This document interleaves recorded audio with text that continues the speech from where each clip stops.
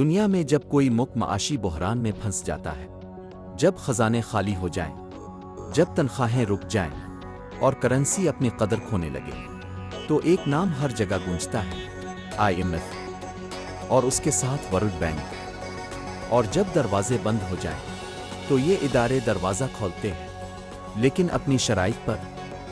کچھ لوگ کہتے ہیں یہ ادارے ممالک کو بحران سے نکالتے ہیں، اور کچھ کہتے ہیں یہ بحران کو کنٹرول میں بدل دیتے ہیں۔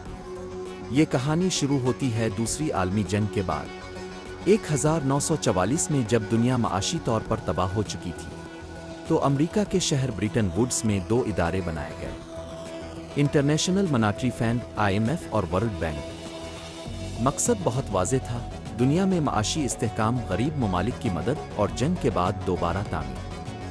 IMF کا کام تھا ان ممالک کو قرض دینا جو مالی بحران کا شکار ہیں، اور ورلڈ بینک کا مقصد تھا ترقیاتی منصوبوں کے لیے سرمایہ فراہم کرنا۔ سننے میں یہ سب بہت مثبت لگتا ہے، لیکن اصل سوال یہاں سے شروع ہوتا ہے۔ IMF کا قرض آسانی سے نہیں ملتا۔ اس کے ساتھ آتی ہیں شرائط: سبسڈیز ختم کرو، ٹیکس بڑھاؤ، سرکاری ادارے نجی کرو اور اخراجات کم کرو۔ کاغذ پر یہ اصلاحات کہلاتی ہیں، لیکن فیصلے فائلوں میں ہوتے ہیں اور اثر عام گھروں کے چولہوں پر پڑتا ہے۔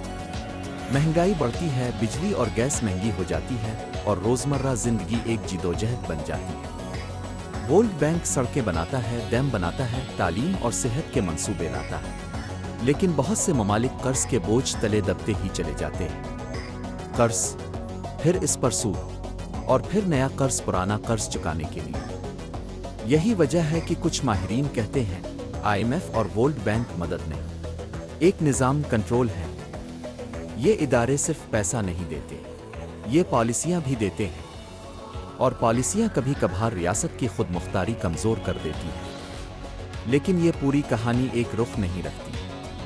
کچھ ممالک IMF پروگرام سے نکل کر مستحکم بھی ہوئے: جنوبی کوریا، ترکی اور کچھ مشرقی یورپی ممالک۔ تو سوال یہ نہیں کہ IMF اور ورلڈ بینک اچھے ہیں یا برے۔ اصل سوال یہ ہے: کیا مسئلہ ان اداروں میں ہے، ان حکومتوں میں جو ان قرضوں کو درست طریقے سے استعمال نہیں کرتے؟ کیا IMF ایک سہارا ہے، ایک زنجیر؟ کیا ورلڈ بینک ترقی کا راستہ ہے، قرض کا جال؟